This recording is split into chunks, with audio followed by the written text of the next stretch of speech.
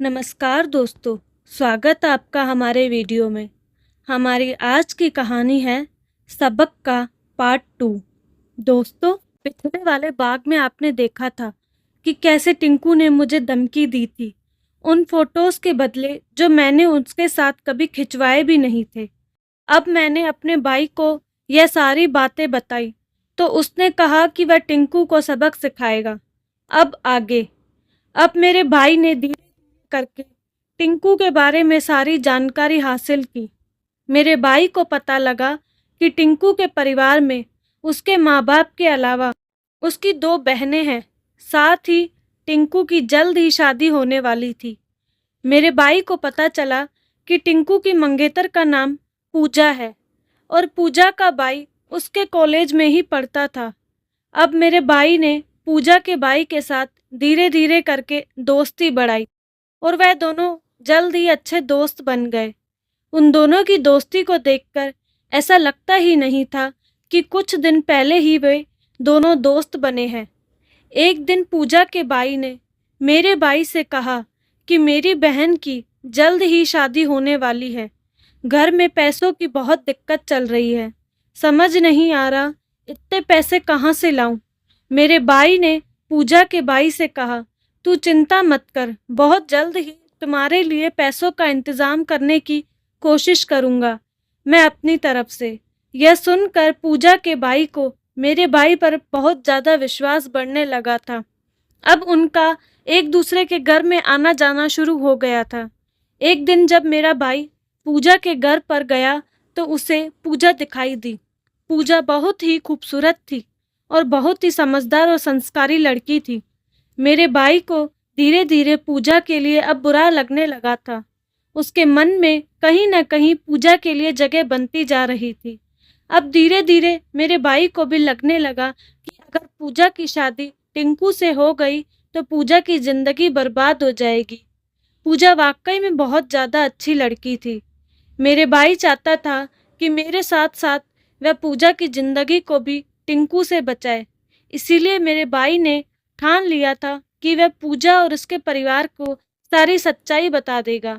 उसके बाद पूजा की मर्जी होगी कि वह टिंकू से शादी करना चाहेगी या नहीं।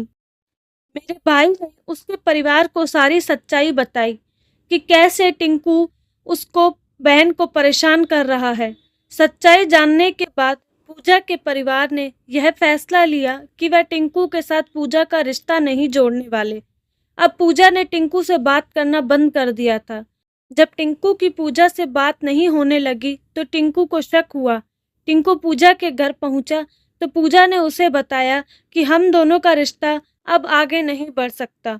टिंकू ने उससे पूछा कि आखिर क्यों हमारा रिश्ता आगे नहीं बढ़ सकता। पूजा ने बड़ी बेबाकी से जो भी सच था वह सब टिंकू के सामने रख दिया। टिंकू बहुत ही शर्मिंदा हुआ और अपनी गलती के लिए माफ़ी मांगी, पर पूजा के परिवार ने उसे माफ़ करने से साफ इनकार कर दिया। साथ ही टिंकू के परिवार को भी यह जानकारी दे दी कि वह रिश्ता नहीं जोड़ने वाले। जब टिंकू के परिवार को पता चला तो टिंकू के परिवार को तो जैसे सदमा लगा था। उनको विश्वास नहीं हो रहा था कि उनका बेटा कुछ ऐसे भी हरकतें कर सकता है। खैर, पूजा और टिंकू का रिश्ता खत्म हो चुका था। टिंकू को भी अपनी गलती का एहसास हो चुका था। उसने भी घर आकर मुझसे माफ़ी मांगी और साथ ही यह वादा किया कि वह जिंदगी में कभी किसी लड़की को परेशान नहीं करेगा। यह सुनने के बाद तो मेरे चेहरे पे जैसे खुशी की लहर ही दौड़ पड़ी थी। अब मैं पहले की तरह बहुत ज़्यादा खुश रहने लगी थी। मुझे समझ नहीं आ रहा था कि मैं कैसे अपने भाई को धन्यवाद कहूँ। अगर आज मेरा भाई नहीं होता तो शायद मुझे इस मुसीबत से निकालने वाला कोई नहीं होता। कुछ दिनों बाद पूजा के घर वाले हमारे घर आए और पूजा के लिए मेरे भाई का हाथ मांगने लगे और कहने लगे, जो भाई अपनी बहन को किसी पराई लड़की को गलत रिश्ते से पड़ने से बचा सकता है, वही हमारी बेटी के लिए अच्छा वर साबित हो सकता है। वह ही हमारी बेटी को बहुत खुश रखेगा।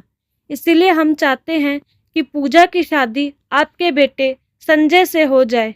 मेरा भाई भी मन ही मन पूजा को बहुत चाहता था।